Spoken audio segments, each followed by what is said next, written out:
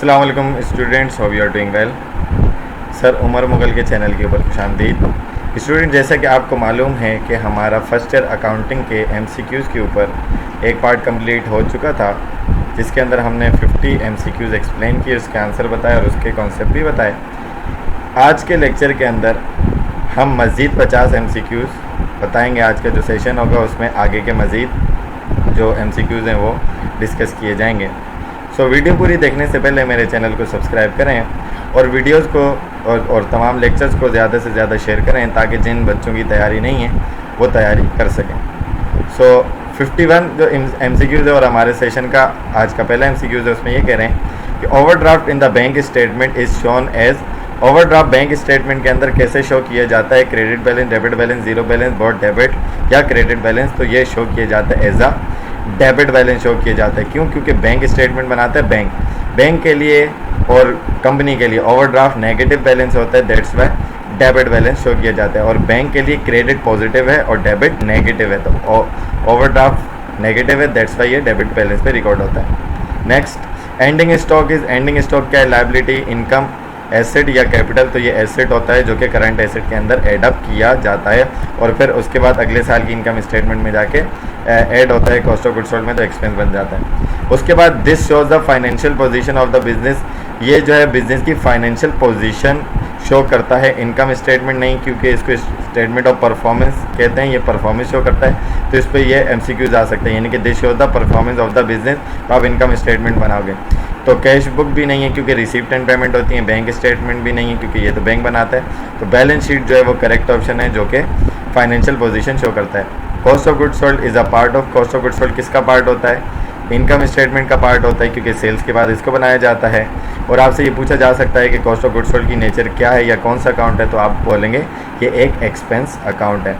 उसके बाद MCQ number 55, this account will be credited. ये अकाउंट क्रेडिट किया जाएगा if mister A started business with cash. अगर वो कैश से बिजनेस स्टार्ट करता है तो कैश डेबिट कैपिटल क्रेडिट से एंट्री बनेगी। इसका मतलब क्रेडिट साइड पर कैपिटल रिकॉर्ड किया जाएगा। उसके बाद an entry with more than one debit और क्रेडिट इज कॉल्ड। रिपीट हो गया MCQs, कंपाउंड एंट्री कहते हैं, आप पढ़ चुके हैं।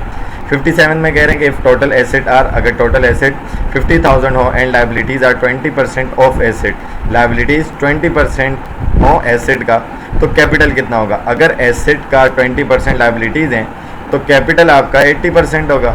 तो कैपिटल की अमाउंट निकाल लें, ठीक है ना। 50,000 मल्टीप्लाई बाई 8, 5 8 जा 40 डिवाइडेड बाई 100, तो ये आपके पास 40,000 कैपिटल का अमाउंट आ गया। अगर लाइबिलिटी पूछता तो 5 2 जा 10 आंसर आता, जो कि ये होता है। यहाँ पर कैपिटल पूछा गया है, ओके जी। उसके बाद आपको कह रहे हैं unearned income is an. Unearned income क्या है? एसेट है? बिल्कुल नहीं है, क्योंकि पहले भी बताया था कि एडवांस फ्रॉम कस्टमर जो होता है, जब तक आप उसको सर्विस नहीं देते तो ये आपके ऊपर लायबिलिटी होती है। तो करेक्ट ऑप्शन आपका लायबिलिटी होगा। The term cost of goods sold mean, cost of goods sold का मतलब क्या है? Sale plus gross profit, sale minus net profit, sale plus net profit, sale minus gross profit. तो आपका जो ग्रॉस प्रॉफिट का फॉर्मूला होता है वो क्या होता है कि आप अपनी सेल्स में से cost of goods sold minus करवाते हैं, तो तभी आता है ना। तो इसका मतलब अगर आपको कॉस्ट ऑफ गुड्स सोल्ड मालूम करनी है तो कॉस्ट ऑफ गुड्स सोल्ड इधर आ जाएगा, कॉस्ट इधर आ गई, सेल ग्रॉस प्रॉफिट यहाँ प्लस का वहाँ जाके माइनस हो जाएगा ना ग्रॉस प्रॉफिट। तो आपका करेक्ट ऑप्शन क्या होगा? सेल माइनस ग्रॉस प्रॉफिट, ठीक है जी। और इसके केस में आपका ग्रॉस प्रॉफिट जब आएगा तो सेल ज़्यादा होगी और कॉस्ट ऑफ गुड्स सोल्ड कम होगी। नेक्स्ट आपको कह रहे हैं closing entries are made to close. Repeated MCQs है, रेवेन्यूज और एक्सपेंसेस को क्लोज करने के लिए बनाया जाता है। Ending inventory in balance sheet is shown as. अभी ऊपर आपको बताया कि कैसे शो किया जाता है, एज एन एसेट शो किया जाता है करंट एसेट के तौर पर। Unsold goods at end are called. जो गुड्स अनसोल्ड हैं, सोल्ड आउट नहीं हुई हैं साल के आखिर में, वो क्या कहलाती हैं? वो क्लोजिंग इन्वेंट्री कहलाती हैं, जो कि इनकम स्टेटमेंट और बैलेंस शीट दोनों में रिकॉर्ड होती है। ये भी आपसे पूछा जा सकता है। The arithmetic accuracy of account is verified bye. Arithmetic accuracy of account किससे वेरीफाई की जाती है? बैलेंस शीट से नहीं, है तो पोजीशन बताता है। इनकम स्टेटमेंट नहीं, इसमें तो 2 टेम्पररी अकाउंट यूज़ होते हैं और ये तो परफॉर्मेंस बताता है। जर्नल नहीं, तो इसमें तो एंट्रीज रिकॉर्ड होती हैं। ट्रायल बैलेंस येस, क्योंकि इसमें तमाम अकाउंट्स की लिस्ट क्रिएट होती है और ये arithmetic accuracy of debit and credit आपको बता रहा होता है। This is not shown in balance sheet. ये अकाउंट है जो कि बैलेंस शीट में शो नहीं होता। कैश शो होता है as an asset, inventory as an asset, building as an asset, rent expense show नहीं होता। करेक्ट ऑप्शन है, क्यों? क्योंकि ये एक एक्सपेंस अकाउंट है। उसके बाद आपके पास MCQs नंबर 65 है। The process of recording transaction is in journal is called. Journal में जो ट्रांजेक्शन आप रिकॉर्ड करते हैं उसको क्या कहते हैं? पोस्टिंग नहीं, ये तो जर्नल से लेजर में ले जाने का नाम है। बैलेंसिंग बिल्कुल नहीं, बैलेंस करने का नाम। फुटिंग, 2 डबल लाइन जो आप डेबिट क्रेडिट को टोटल करने के लिए बनाते हैं उसको कहते हैं जर्नलाइजिंग होता है जब आप जर्नल एंट्रीज प्रिपेयर करते हैं। तो advertisement paid in advance, advance में पे की is debited to the account for, ये डेबिट की जाएगी किस अकाउंट से? प्रीपेड एडवर्टाइजमेंट से, यस। अक्रूड एडवर्टाइजमेंट नहीं होगी क्योंकि उसका मतलब होता है एक्सपेंस डेबिट, पेबल क्रेडिट अगर एक्सपेंस की नेचर में है तो, और इनकम की नेचर में है तो रिसीवेबल डेबिट इनकम नेचर होगी। एडवर्टाइजमेंट एक्सपेंस बिल्कुल नहीं क्योंकि पोर्शन एक्सपायर नहीं हुआ, ये तो एडवांस है। और कैपिटल अकाउंट तो हरगिज नहीं। ₹500 withdrawn by the owner, owner ने विड्रॉ किए अपने ज़ाती इस्तेमाल के लिए, ठीक है ना। क्रेडिटेड टू, क्रेडिट किस में होंगे? ड्राइंग अकाउंट में, एक्सपेंस में, कैश अकाउंट में या कैपिटल अकाउंट में? उसने ये नहीं बोला कि ड्राइंग डेबिट होगी। 500 रुपये विड्रॉ किए तो 500 रुपये कम होंगे ना, तो आपके ड्राइंग अकाउंट से क्रेडिटेड होंगे, ड्राइंग डेबिट होगी और कैश होगा आपका क्रेडिटेड। और अगर यहाँ पर ये बोलता है कि ड्राइंग अकाउंट को क्लोज कर किया जाता है तो आप बोलते हैं कैपिटल अकाउंट, ठीक है ना।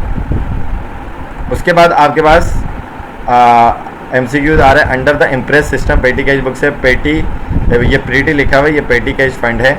इस पीरियोडिकली क्या की जाती है? क्लोज की जाती है? नहीं। ओपन की जाती है? नहीं।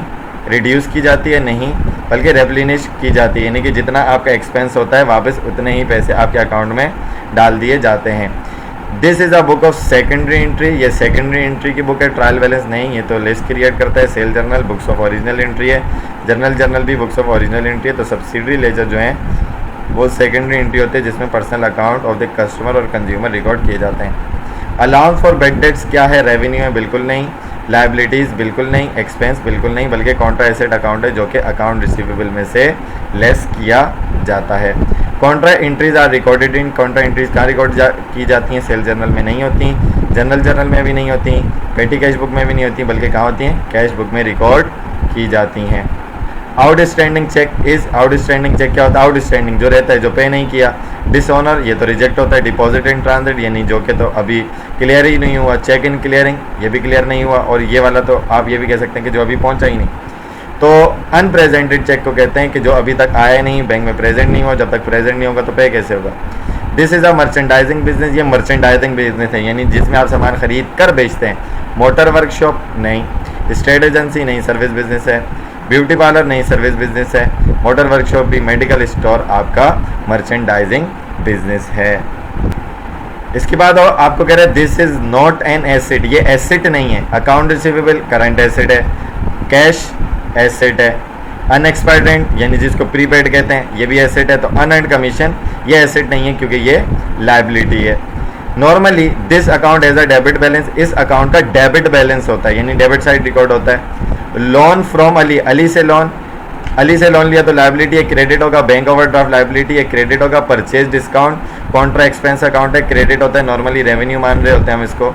तो लोन टू अहमद को लोन दिए उससे रिसीव करना है तो ये आपका एसेट होता है, रिसीवेबल है, ये आपका करेक्ट ऑप्शन होगा। ठीक है जी। उसके बाद आपको क्या कह रहा है? Asset are equal to the sum of liabilities plus asset equal बराबर होते हैं सम ऑफ लायबिलिटी, लायबिलिटी को सम करके प्लस करके साथ में प्लस क्या करवाते हैं? ओनर इक्विटी के।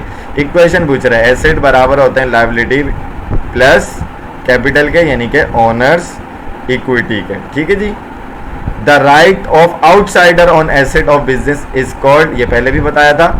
आउटसाइडर क्लेम जो होता है वो क्या कहलाता है? कैपिटल नहीं, ये तो ओनर्स क्लेम होता है। एसेट बल्कि नहीं, एसेट पे ही तो पूछा जा रहा है, इनकम नहीं, ये तो आप खुद जनरेट करते हैं। तो लायबिलिटी जो होता है वो आउटसाइडर क्लेम होता है on asset. Unearned revenue is an repeated MCQs है, लायबिलिटी होता है यानी कि एडवांस फ्रॉम कस्टमर। उसके बाद आपके पास नेक्स्ट MCQs है accrued income appear in balance sheet as an accrued income, चूंकि रिसीवेबल है तो एज एन एसेट अपेयर होती है, कॉन्ट्रा एसेट नहीं होती, कैपिटल भी नहीं होती, लायबिलिटी भी नहीं होती। It is not a book of prime entry, ये प्राइम एंट्री की बुक नहीं है। पेटी कैश बुक नहीं, कैश बुक नहीं, बैंक रिकन्सिलेशन बिल्कुल नहीं, बल्कि जर्नल जो है आपका वो प्राइम एंट्री की बुक नहीं होता है, ठीक है ना। ये तो बुक्स ऑफ ओरिजिनल एंट्री है। Capital is the amount, capital कौन सी अमाउंट है? The owner owes to the equity, the outsider owes to the entity, the customer owes to the entity, none of this.